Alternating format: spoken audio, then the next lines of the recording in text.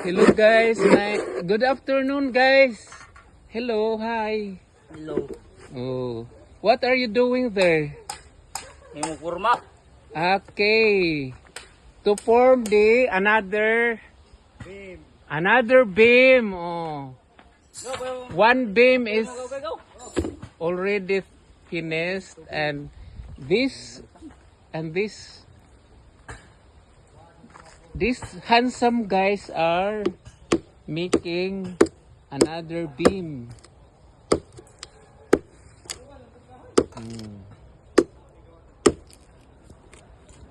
Others also are working.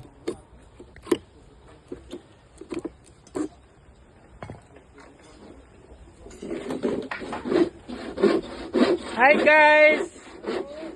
Hi guys! Just wave your hands. Okay. These buildings are ongoing to finish soon. Okay. Okay, Jimboy is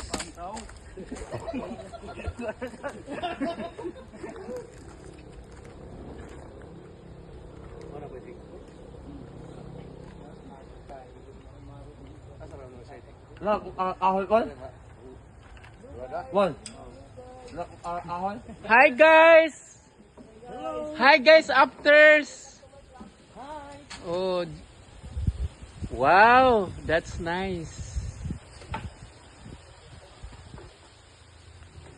What are you doing there, guys? What? Ah, you put the beam. So that, what is the purpose of the beam? Can you speak in vernacular or in Filipino? Because I will translate.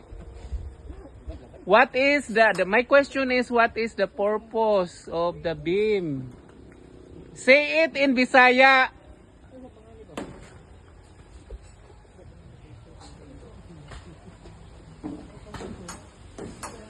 Okay, this is now the happening of the D16. D16 today. This is the happening now.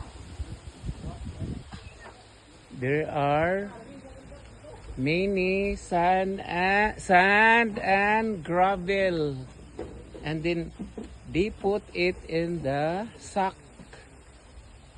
This is the sand and gravel. This is the gravel, and this is the sand.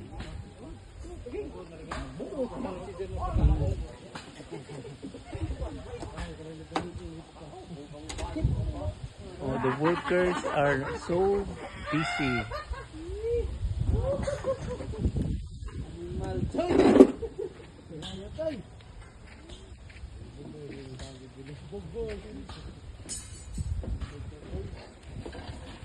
The materials, the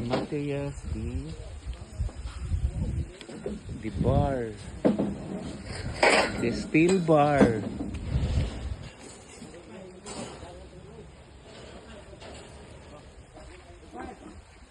How about you there, guys? What are you doing there? Guys, Orlando, what are you doing? what are you doing? Say it in Bisaya because I will translate.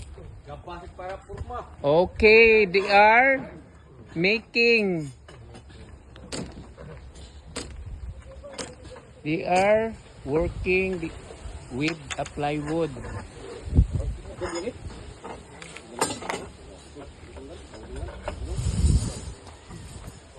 It is used to form the beam.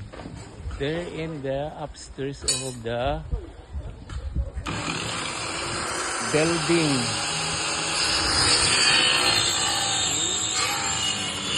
They are using machine to slide the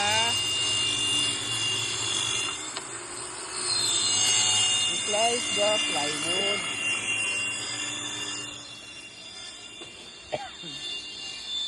Thank you for watching once again. This is day 15.